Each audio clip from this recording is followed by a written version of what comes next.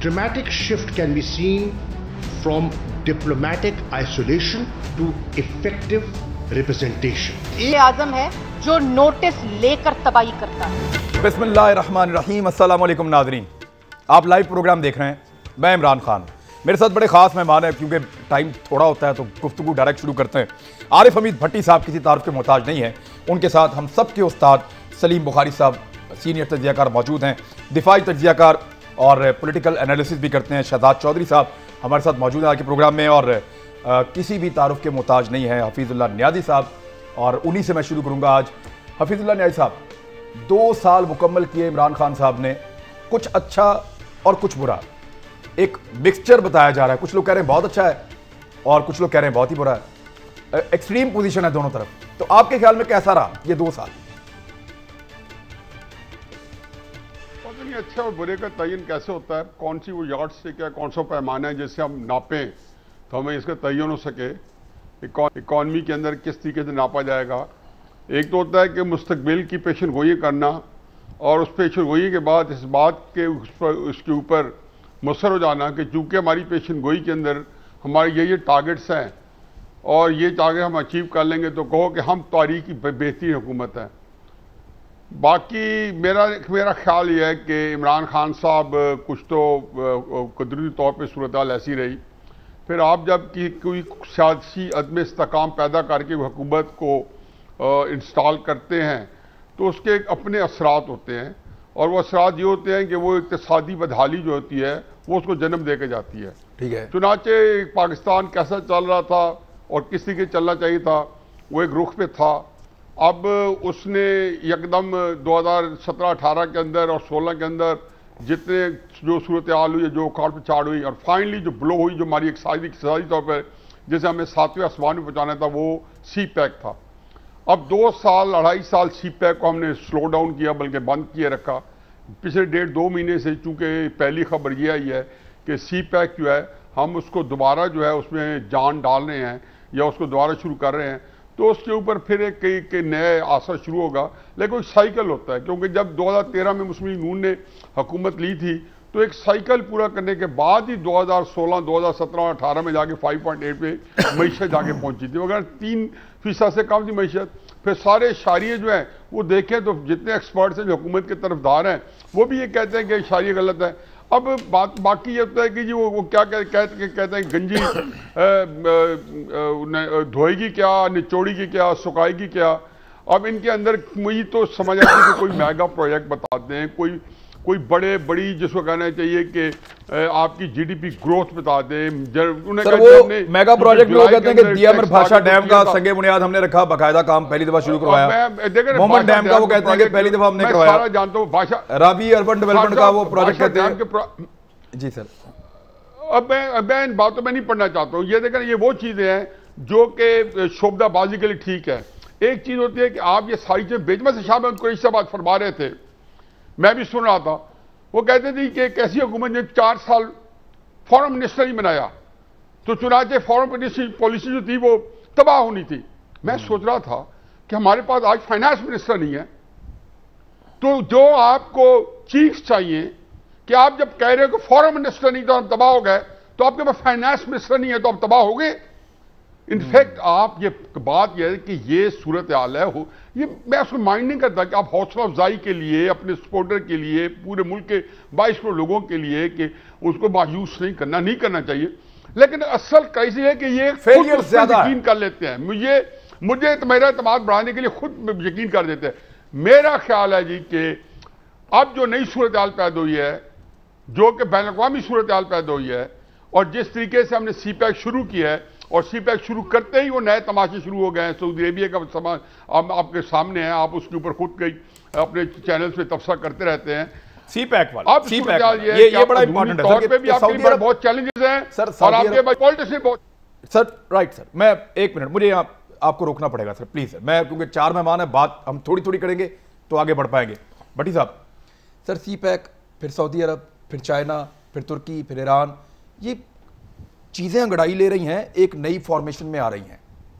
क्या पाकिस्तान की ये कैपेसिटी है खारजी ताल्लुकात के लिहाज से या एस्टेब्लिशमेंट या हुकूमत मिल के कि इनमें से स्मूथली निकल जाए? आपको लगता है बिस्मिल्लाहिर्रहमानिर्रहीम। नहीं, अगर इतनी कैपेसिटी होती तो सऊदी अरब में आपके प्राइम मिनिस्टर जाते, आपके आर्मी चीफ को नहीं जाना चाहिए था। कैपेसिटी का फकदान तो है। जो आपने फरमाया कि 2 साल, अगर मैं इमरान खान साहब की खुद तकरीरें सुनूं तो इससे नाकाम साल 47 से लेकर नहीं निकले उनके बकौल कि निज़ाम तलीम एक होगा, 50 लाख नौकरियाँ, 50 लाख घर, 1 करोड़ नौकरियाँ, अदल होगा, मेरिट होगा, इंसाफ होगा। जो मेरिट की धजकियाँ इस दौर में बिखरियाँ, मैंने आज तक मेरिट को इतना लाजवाल बिखरते हुए नहीं देखा, पैरों तले रोते हुए। रह गई बात कि इमरान खान साहब इस वक्त क्या कर रहे हैं और आर्मी चीफ सब कैसे गए हैं इस खित्ते में कि सूरत हाल यकीनन जिस तरफ आप इशारा कर रहे हैं चेंज होगी। वो तो लिखा हुआ है, अगर तो आप सीपैक के साथ जाएंगे तो वो तब्दीली तो आएगी। आपको एक ब्लॉक होगा अमेरिका, इसराइल, सऊदीया, एक होगा चीन, पाकिस्तान और ईरान, रशिया। तो आने वाले दिनों में मेरा ख्याल है इस दौरे के बाद काफ़ी चीज़ें क्लियर हो जाएंगी। लेकिन माजी पे मेरा ख्याल है इमरान खान साहब के बताने के लिए एक चीज़ भी नहीं है। देखिए, गुड गवर्नेंस के लिए वर्ल्ड बैंक या IMF से कर्जा लेने की ज़रूरत नहीं है, दयानतदार और ईमानदार लोग लगाने की ज़रूरत है। इनसे वो नहीं मिल सके। जिस बंदे ने 22 साल बकौल उनके जदोजहद की है PTI के लिए, आपको 5 मास्क और सैनिटाइजर उसकी कीमत पे नहीं बिक सके तो जुल्फी बुहारी को आपको बाहर लाना पड़ा। आपने जो आपका वसीम अकरम प्लस था, आज उस्मान बुज़दार साहब के बारे में जो नैब में डॉक्टर रहील सिद्दीकी ने इंकिशाफत की हैं, इमरान खान साहब वो अपने मुंह से पढ़ के एक दफा चुप कर जाए। हम इमरान खान साहब को लीडर मानेंगे। एक दो आप बताएं कि क्या कोई एक दो नहीं 1000 मेरा चैलेंज है कि नोट्स लिखते लिखते DG साहब के टेबल पर राहील सिद्दीकी बम फोड़ सकते हैं। आप कह रहे हैं कि फोड़ के आगे मैं चैलेंज दे रहा हूं, फोड़ आए डॉक्यूमेंट के साथ, फोड़ आए पोस्टिंग ट्रांसफर के कितने पैसे थे, ठेके के कितने पैसे थे, कौन सा DG 8 क्लब रोड बंदे को अरेस्ट करने के लिए पहुंच गया। अच्छा, ये DG एंटी करप्शन, मुझे केस याद आ गया। DG anti corruption 8 club road के बाहर खड़ा था, तो एक बंदे को गिरफ्तार करने के लिए, और वो बंदा सेक्रेटेरिएट से बाहर नहीं निकल रहा था। वो बंदा करप्शन किसके लिए कर रहा था, किसको हिस्सा दे रहा था, किसका भांजे के अकाउंट में कितने पैसे गए। अब सच्चा या गलत है ये तो अदालत फैसला करेगी। वो कह के ये आए, कह कर ये आए। मैं बुखारी साहब सर 2 साल 2 मिनट में 2 साल। जी बताइए। उस्ताद हैं सर, आप 2 मिनट में बंद कर दें 2 सालों को। बताइए 2 साल में क्या हुआ सर, 2 मिनट में बता दें सर आप। 2 तरीके हैं ये जज करने के कि 2 साल में क्या हुआ। एक तो ये कि ग्राउंड पर सिचुएशन क्या है, ज़मीनी हक़ाइक़ क्या है, और दूसरा ये कि आपने जो वादे और दावे किए थे उनमें से कितने आपने पूरे किए हैं। आप किसी भी क्राइटेरियन से परख के देख लें, सूरत हाल को बहुत अच्छी नहीं है, आइडियल नहीं है। हमें तो आज 2 साल के बाद असद उमर साहब ने बताया कि कप्तान क्रीज में सेटल हो गया है। अब बाकी के 3 साल में 2 साल इसमें लग गए क्रीज में सेटल होने में, बाकी 3 साल में कितने ओवर वो और खेल लेंगे ये तो हम देख लेंगे। लेकिन 2 बातें तय हैं, कोई हुकूमत वो इस पर जज होगी कि उनके आने से पहले अवामुन्नास की क्या सूरत हाल थी और आज उनकी क्या सूरत हाल है। इसके ऊपर मेरा नहीं ख्याल कि किसी को रॉकेट साइंस की ज़रूरत है कि हालात एक आम आदमी के लिए बदतरीन है। वो क्यों बदतरीन है, उसकी 2 बुनियादी वजह मेरे नज़दीक। एक तो मेरी ये दरख्वास्त है आपके प्रोग्राम की वसातत से कि इमरान खान साहब को अब अपना ही प्रोपोगंडा जो है उसको बिलीव करना छोड़ देना चाहिए। दुनिया के बहुत बड़े बड़े लीडर जो वाकईतन बहुत स्टॉलवर्ड लीडर थे, वो अपनी मशीरों के प्रोपोगंडे में आके तबाह बर्बाद हुए। हिटलर के साथ ये हुआ था कि वो अपने प्रोपोगंडा को खुद यकीन करना शुरू हो गया था। एक वक्त आया था। एक तो ये है। दूसरी बात यह है कि इन्हें चाहिए कि वो अपने मशीरों से कहे कि खुदा के वास्ते अब हर सवाल के जवाब में पिछलों ने ये किया, पिछले ये थे, पिछले सारी दुनिया को हिफ्ज हो गया है कि बहुत करप्ट थी रजीम, पीपल्स पार्टी की भी, PMLN की भी। फाइन, और खुदा के लिए अपना काम तो करो जिसके लिए वो आप आए हो। एक दूसरा जो सबसे बड़ी नाकामी सर, बड़ी लंबी लिस्ट उन्होंने दी अपने काम की सर, उसका क्या करें। लिस्ट उन्होंने बहुत लंबी दी अपने काम की, उसके मुकाबले में दूसरी लिस्ट भी छपी है साथ साथ नाकामियों की भी। हाँ जी, वो भी साथ है। ये 105 आपके वादे थे और ये 105 आपके यूटर्न है जी, ये साथ ही लगी हुई है। बिल्कुल मैं कह रहा हूँ ना, तो लिस्टेड तो है। Last but not the least, देखिए गुजारिश ये है, CPEC के हवाले से 2 मिनिस्टरों के मैं कोटेबल कोट्स आपको बता रहा हूँ। असद उमर ने कहा जो मुआहदे हुए हैं उस पर हमारी रिजर्वेशन है। रज़ाक दाऊद ने कहा कि इसके अंदर करप्शन हुई है, वो हम इसको रीओपन करेंगे। चाइना से मैसेज आया कि बिल्कुल ठीक है, आप ये कर लीजिए, हम इस पे काम रोक रहे हैं। फिर जाके चीफ के पैर पकड़े और उनको चाइना भेजा कि खुदा के लिए। तो स्लो डाउन वाली बात जो आपने की, बिल्कुल अभी तक वही कैफियत है, वरना अब तक तो Gwadar should have been operational. किसको खुश कर रहे हैं हम? अभी ये सऊदी अरेबिया के साथ जो फड्डा इजराइल को तस्लीम करने का, वो तो एक तरफ है। सी पैक के रोड जो है वो आपके ख्याल में अब ट्रैक पे आ गए? अब ट्रैक पे आ गए? अब तो चाइना बड़ा खुश है, पाकिस्तान बड़ा खुश है, चाइना ने इंडिया का भी बाजू में रोड दिया कि खबरदार इस तरफ आए। मैं ऐसे कहूंगा कि जितनी जल्दी वापस ट्रैक पे आ जाए उतना ही हमारे हक में अच्छा है। ठीक है, मैं अब शहजाद चौधरी साहब के पास मैं फाइनली इसलिए लेकर आया हूं कि वो इस सारी ओपिनियन जो है वो रख दें। तो शहजाद चौधरी साहब, आपके ख्याल में, क्योंकि इमरान खान साहब एक नए तरीके से गवर्नेंस करना चाहते थे, एक नई हुकूमत थी, वो नए तरीके से चलाना चाहते थे, तो जब आप तजर्बा कर रहे होते हैं तो उसमें फेलियर भी हो सकते हैं और उसमें बहुत सारी आपको सेक्रीफाइस भी करनी पड़ सकती हैं, डाउन भी लगते हैं। तो ये वजह है जो हमें मार पड़ी है, या खान साहब की वाकई नाअहली, या इसके अंदर कोई आप समझते हैं कि कोई उनके कोई बेईमानी भी शामिल थी इस पार्टी की? यार इमरान, आपने बड़ा मुश्किल काम दे दिया। उस्तादों के ऊपर किस तरीके से कमेंट किया जा सकता है? आप खुद उस्ताद हैं। बहरहाल उनसे इजाजत लेके दो तीन चीजें बड़ी मुख्तसर सी। आप लफ्ज़ उस्ताद बोले ना तो जो हमारे यहाँ पे बुखारी साहब हैं वो ऑटोमेटिकली ऑफेंड हो जाते हैं। नहीं, अच्छा, तो वो ये है कि जब भी कोई काम करना होता है तो एक तखय्युल होता है, एक तख्लीक का कंसेप्शन होता है। अच्छा, वो कंसेप्शन के साथ आप आते हैं अपनी, फिर उसके बाद अपनी तमाम तरक़ुव्वतें, अपनी कैपेसिटी साथ लेके आते हैं। बदकिस्मती से खान साहब जब आए या पीटीआई जब आई है तो ये बगैर किसी कंसेप्शन के आई है। उनकी सोच कुछ और थी, लेकिन जब पहुंचे यहाँ पे तो देखा ये तो काम कुछ और है। मतलब वही वाली, किसी ने बड़ी खूबसूरत बात की थी कि मैं कहता नहीं, लेकिन कम सी ट्रैक्टर था या साइकिल था तो ट्रैक्टर खोल बैठे, ठीक है ना। तो ये मिस्त्री साइकिल था, ये खोल लिया ट्रैक्टर, ये खोल लिया ट्रैक्टर, ठीक है ना। अच्छा, अब वो बाकी तुम आप खुद उसको भर देते। सेकंड थिंग, एडमिनिस्ट्रेशन, कम से कम एडमिनिस्ट्रेशन का थोड़ा बहुत सेंस होना चाहिए था। अगर आपने क्रिकेट टीम चलाई है तो क्रिकेट टीम से बहुत बड़ा काम था ये। एडमिनिस्ट्रेशन कैसे एडमिनिस्ट्रेट कैसे करना है, कैसे लोगों को साथ लेके चलना है, अपनी टीम कैसे बनानी है, उस टीम से काम किस तरीके से लेना है, ये तो दूसरी चीज हो गई बात। ये दो चीजें मिसिंग थी, इस वजह से ये अभी भी किसी ट्रैक पे नहीं आ सके। They are off track, detrack हुए हैं उस वक्त से लेके अब तक। अब हो सकता है कि अभी अगले चंद 6 माह में कुछ कर जाएं तो कर जाएं। अब आ जाइए मेन चीज के ऊपर, जो कि मैं अभी सीपेक की बात हो रही थी और जो आर्य भट्टी साहब बात कर रहे थे। मेरा अपना ख्याल ये है कि फॉरेन पॉलिसी दुनिया भर में तब्दील होने जा रही है। ये अब सिर्फ एक सिंगल फैक्टर जिसको कि हम अलायंसेस की फॉरेन पॉलिसी कहते थे, अब ये नहीं रहेगी। आपके साथ मिसाल के तौर पे आपके ताल्लुकात सऊदी अरब के साथ भी हैं, आपके ईरान के साथ भी हैं, आपके सऊदी अरब के साथ है, सऊदी अरब के इंडिया के साथ भी हैं, आपके चीन के साथ बेइंतहा करीब भी हैं, लेकिन चीन के भारत के साथ भी। अच्छा, तो इस किस्म का मामला होगा कि आप वो जो हमारे दिमाग में कॉन्सेप्ट था या कंस्ट्रक्ट था फॉरेन पॉलिसी का कि हम किसी ग्रुप का हिस्सा हो जाएंगे, अब वो ग्रुपों में हम नहीं जाने जा रहे, क्योंकि कोई भी मुल्क किसी ग्रुप का हिस्सा रह के मुकम्मल तौर पर बच नहीं पाएगा। You will have to have a multi planar और मल्टी स्पेक्ट्रल रिलेशनशिप, मुख्तलिफ तरीकों से करना पड़ेगा। इसलिए ये इसके अंदर मेरा ख्याल है कि आपकी फौज ने या आपकी आर्मी चीफ ने इस मुल्क को बहुत सपोर्ट किया है। सर सवाल ले लें सर प्लीज सर। मैं देखें, पाकिस्तान की ये पॉलिसी है कि पाकिस्तान इस वक्त वेस्ट को और ईस्ट को एक साथ चला रहा है, मैनेज करके, हमारी मजबूरी भी है।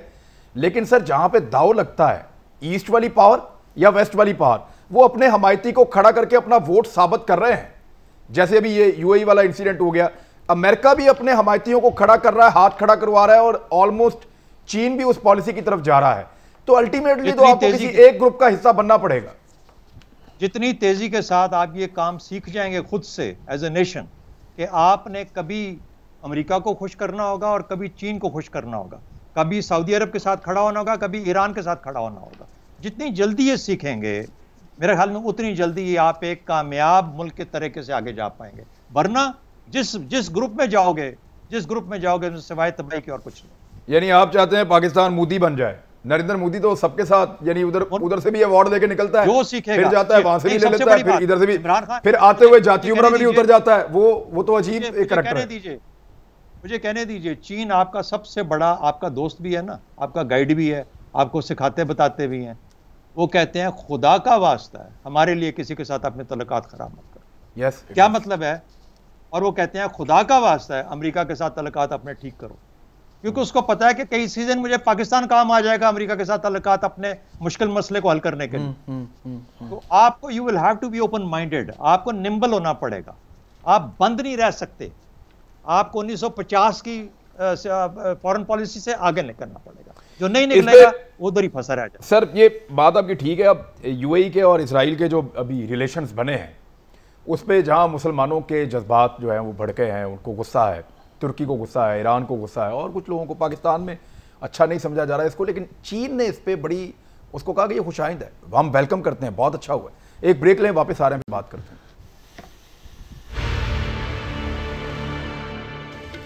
वेलकम बैक नाजरीन। जिस अहम तरीन इशू के ऊपर हमारे साथ बात की ब्रेक से पहले शहजाद चौधरी साहब ने, सलीम बुखारी साहब को लगता है कि उनसे शुरू करना चाहिए दोबारा। हफीजुल्लाह न्याजी साहब की इजाज़त से सर आपके पास में आ गया हूं। अच्छा बुखारी साहब, मैं आपकी सिर्फ गुस्ताखी माफ 30 सेकंड, आपने भी फरमाया था कि शायद असद उमर ने कहा प्राइम मिनिस्टर अपनी सेट हो गई। वो हमारा एक दोस्त है, उसका एक दोस्त फारग रहता था, इधर उधर फिरता रहता था, कभी इससे खा लिया कभी उससे खा लिया, उसने हिकमत शुरू कर दी। वो दोस्त शहर आ गया, कुछ अरसे बाद गया, कहता सुनाओ क्या हो रहा, कहता है हिकमत कर ली है, कहता कैसा काम जा रहा है, कहता काम बड़ा सेट हो गया और मैं कैंसर में भी हथ पा लेना। तो यकीनी बात है कि प्राइम मिनिस्टर सब सेट हो गए होंगे तो इस मुल्क का कैंसर दूर हो जाएगा। सर जनाब आपका सवाल बिल्कुल जो गुफ्तगू की जनाब शहजाद चौधरी साहब ने, उस पर मुझे थोड़ा सा कमेंट करना है। पहली बात तो यह है कि वो दौर अब नहीं है जहां आप ग्रुपों के साथ अलाई हुए बगैर सर्वाइव कर सकते हैं। उसकी एक मिसाल तो जनाब आपको याद होगा जो कॉल आई थी अमेरिका से, either you are with us or against us and we will push you back to stone age. तो उसके बाद क्या हुआ था मेरे ख्याल है मेरे दोहराने की जरूरत नहीं है। कॉलन पॉल ने कहा इसी तरीके से जो हमारे मेहरबान दोस्त हैं, नाम लेना ज़रूरी नहीं है, वो भी हमें डूज एंड डोंट्स बताते हैं, हमसे ऑप्शन नहीं पूछते वो, क्योंकि वो पैसा देते हैं, पैसा खर्च करते हैं, इसलिए वो हमारी मर्जी पर नहीं चलेंगे। चीन की मिसाल आपने दी, बिल्कुल ठीक कहा आपने कि चीन कभी ये तकाजा नहीं करता कि आप फलां मुल्क के साथ अपने ताल्लुकात बिगाड़ लें। उसी चीन के खिलाफ तो पूरी महाजर आई है, उसी चीन के खिलाफ चाइना के अमेरिका तो लड़ाई को अवॉइड कर रहा 20-25 साल से। मैं वही कह रहा हूँ कि अमेरिका कह रहा है सी पैक छोड़ दें। आप सब बाकी के दोस्त जो हैं उनके भी मुतालबे ऐसे हैं जो हम एक कौम मजमूई तौर पर एक कौम की अच्छे मान नहीं सकते। ना हम इस पॉकेट में जा सकते हैं ना हम उस पॉकेट में जा सकते हैं, लेकिन इंटरनेशनल अरीना में एलाइज बने बगैर आपका गुजारा नहीं। मैं आपको मिसालें देता हूँ, कल तक भारत रूस की जेब में था, अब अमेरिका की जेब में है, और ईरान अमेरिका का एशिया में पुलिसमैन था, आज रूस। लेकिन सर एक सेकंड, भारत अभी भी रूस से दिफाई मुआहदे किए हुए है और उनसे सामान खरीद रहा है, उसकी कता ताल्लुकी बिल्कुल नहीं हो गई। करेक्ट। और जो चीन के साथ नेगोशिएशंस कराई हैं उसने रशिया का बड़ा इंपॉर्टेंट रोल था, अमेरिका से भी ज्यादा। बिल्कुल ठीक है, ये उनकी डिप्लोमेसी का कमाल है। लेकिन जो वही कमाल वो कह रहे हैं ना कि हमें भी हासिल करना चाहिए, कहां से आएगा वो? आपने देख नहीं लिया हमने क्या डिप्लोमेसी की है कश्मीर के ऊपर? आप डिप्लोमेसी आपके सामने नहीं है। अब ये जो यूएई वाला मामला, आपको डिप्लोमेसी समझ नहीं आई अपनी? ये डिप्लोमेसी तय कराएगी कि हम इंटरनेशनल अरीना में प्ले कैसे करेंगे। ठीक, मैं जरा हफीजुल्लाह न्याजी साहब से इसी इशू के ऊपर, न्याजी साहब देखें मामला तो बड़ा गंभीर है और इसमें से निकलना भी बहुत ज़रूरी है। अभी हम अरब से ज़्यादा पीछे नहीं हट सकते क्योंकि वो उस लेवल की सपोर्ट आपके पास आपकी मईशत को नहीं है, आपकी पेट्रोल के लिए और दीगर चीज़ों के लिए आपके बड़े मसाइल हैं। 26 लाख लोग तो सिर्फ सऊदी अरब में काम करते हैं, लगभग 15 लाख लोग आपके काम करते हैं यूएई में, तो 4 मिलियन तो इन दो मुल्कों में है और $9 बिलियन का सालाना जो है वो ज़र मुबादला आपका पाकिस्तान आता है।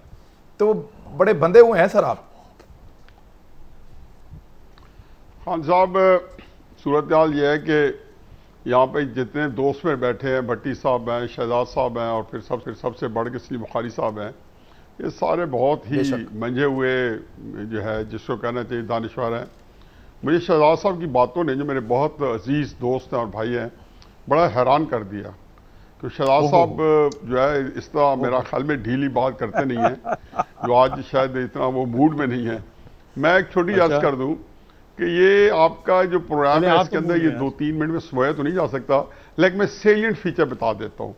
पहली बात यह है कि कोल्ड वॉर ख़त्म होने के बाद, fall of the Russian empire के बाद अमेरिका जो है 1987-88 में ऐसी सुपर पावर बन के उभरा था कि तारीख इंसानी इतनी बड़ी फायर पावर, इतनी बड़ी इक्तिसादी पावर, इतनी जो जिसको कहना चाहिए कि बिल्कुल कासर थी।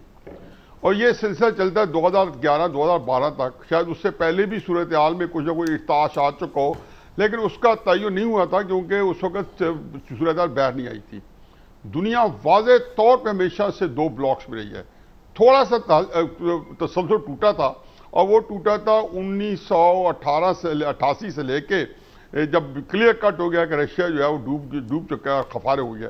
तो अमेरिका में 1991 में जब हिंदुस्तान का और रूस का, पटगोनी का और इंदिरा गांधी का 1971 का जो मुआहदा ख़त्म हुआ, तो अमेरिका ने एक पलक झपकते में इंडिया को अपनी गोद ले लिया, क्योंकि वो ये समझता था कि इंडिया के को रख के वो रूस और चाइना का मुमकिन खतरा जो अगले 30, 40, 50 साल बाद वो देख रहा था कि शायद ये निकल के आए, तो इनको कब करने के लिए वो न्यू वर्ल्ड ऑर्डर सारी चीज़ें आई। फिर project for the new American century शुरू किया गया 1988 में। अब ये बातें तफसील तलब है, लेकिन मैं सिर्फ आपको कहता हूँ कि इस वक्त जो है ना, जंप करते हुए आज के हालात में दुनिया के अंदर ये जितने आपने मुल्कों के नाम लिया ना, Israel, Saudi Arabia, UAE, India, America, ये एक कैंप है। हम बड़ी सतही बातें करते हैं, उसे फलां से जी SU-400 ले लिए, उसे जी मिग जो है उससे इंडिया से मिग 30 या जो भी है रशिया के जो एयरक्राफ्ट है वो ले लिए, ये लेते रहेंगे, इसका कोई तल्लुक नहीं है। दुनिया इस वक्त हम जो है नवाज शरीफ के वक्त में सऊदी अरेबिया ने हमारे साथ क्या सलूक किया था, हालांकि नवाज शरीफ के ज़ाती तल्लुकात जो हैं किसको नहीं पता कि सऊदी अरेबिया कितने अच्छे थे, लेकिन सलीम बुखारी साहब मैं नहीं शायद हैं कि पाकिस्तान की जो सुबकी हुई थी वो क्या हुई थी, सी पैक के साथ ही वहां जो तयन था, उसको जब रिपोर्ट किया था बुखारी साहब ने तो फिर सुबकी हमारी भी हो गई थी। इंडिया हो, इसराइल हो, सऊदी अरेबिया हो, वो सारे एक ही उसमें आ गए थे।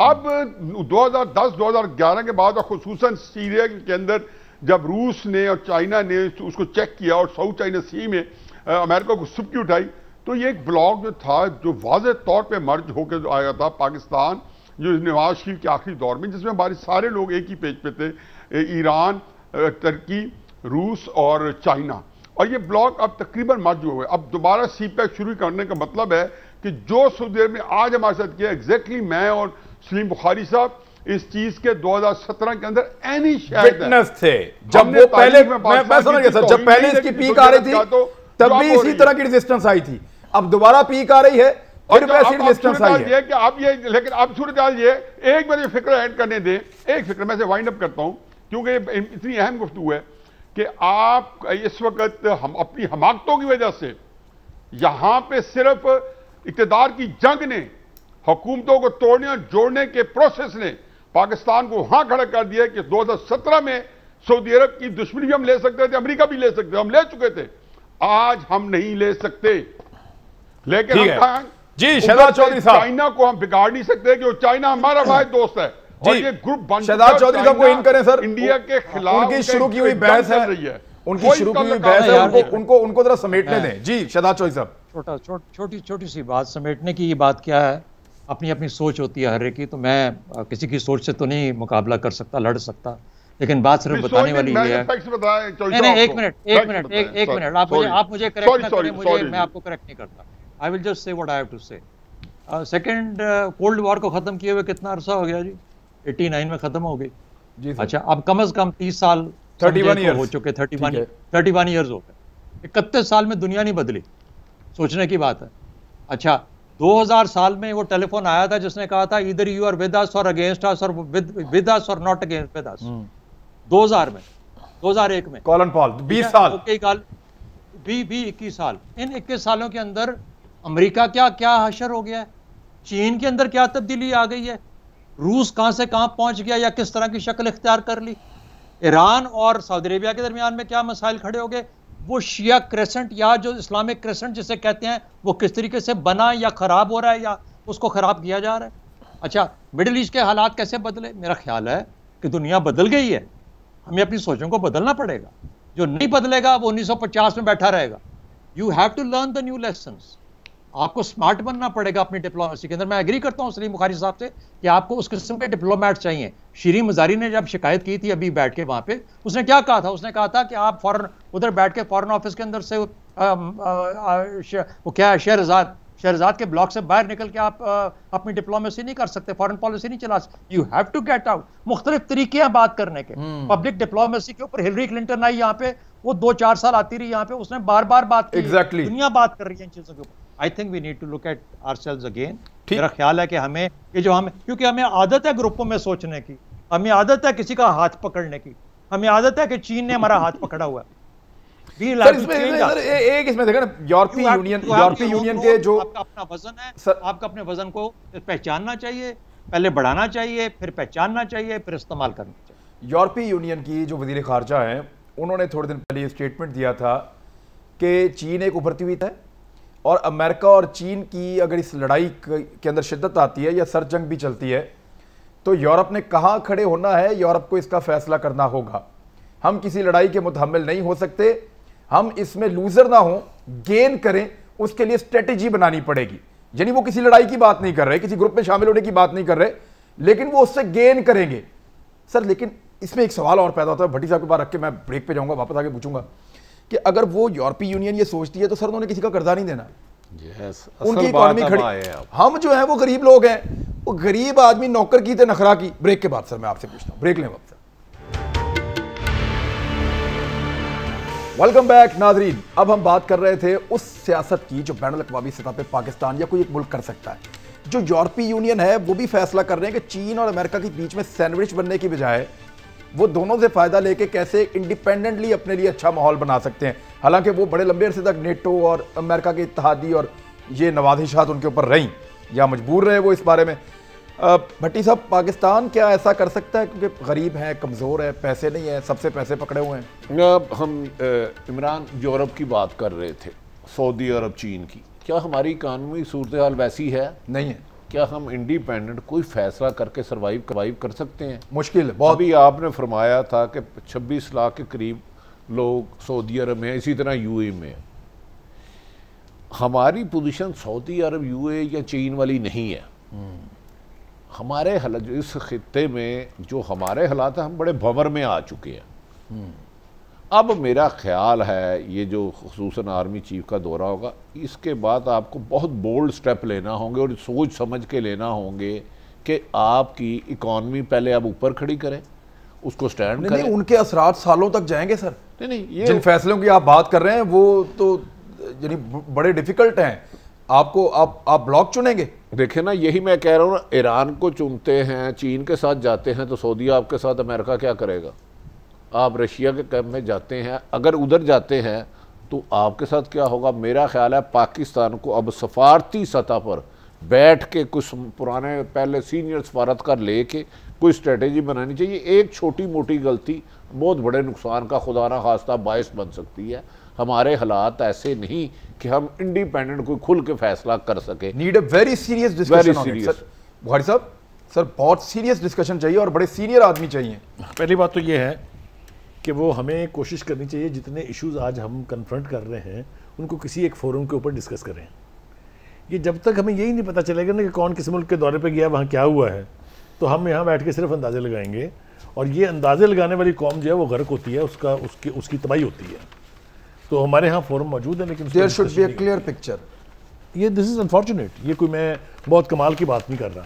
अब आप मुझे बताएं, मैं आपसे जल्दी से एक सवाल पूछता हूँ। बड़े बड़े हम जगादरी सो कॉल बैठे हुए हैं, आप मुझे ये बताइए आपकी क्या कश्मीर पॉलिसी है, आपकी क्या फलस्तीन पॉलिसी है? न्याजी साहब से पूछना है, हमें गुस्सा आता है। ये हमारी पॉलिसी है कि हमें गुस्सा आता है। डिलेमा कि हमें इश्यूज का तो इदराक है, लेकिन हमारी क़यादत जो है वो किस तरफ जा रही है हमें इसका पता ही नहीं है।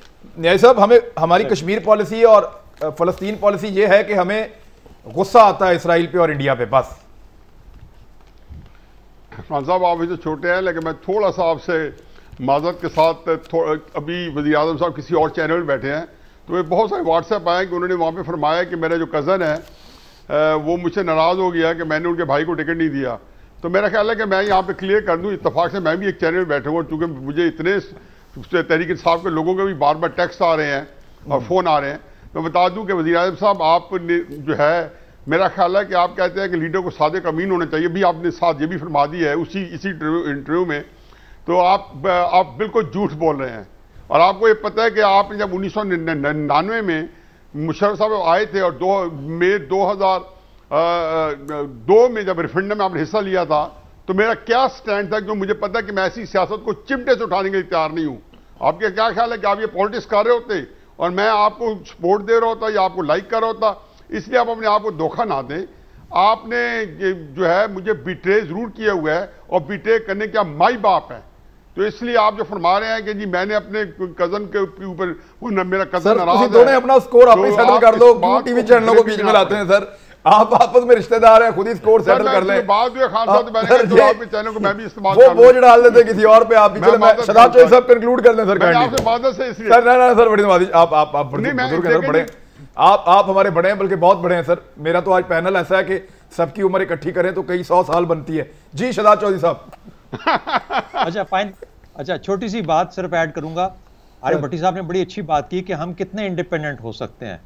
अच्छा कई दफा इतना इंडिपेंडेंट ना होना भी आपकी बहुत बड़ी मजबूरी बन जाती है, और वही उसका जिक्र उन्होंने किया। प्रॉब्लम यह है, उन्होंने कहा कि हम तो हर एक के मकरूज हैं। अच्छा आपको ये पता है कि अगर हम ईरान के साथ थोड़ी सी गड़बड़ करते हैं, वो 2-4 ग्रुप वहां से छोड़ते हैं, हमें बलोचिस्तान में समझ आ जाती है। तो हमें हर एक की बात को लेके चलना पड़ता है। हमारे लिए बहुत मुश्किल वक्त है, बेइंतहा मुश्किल वक्त है। लेकिन जितना मुश्किल वक्त है उतनी बड़ी डिस्कशन चाहिए और उतने टाइट फैसले मुस्तकबिल को देखते हुए आपको करने पड़ेंगे।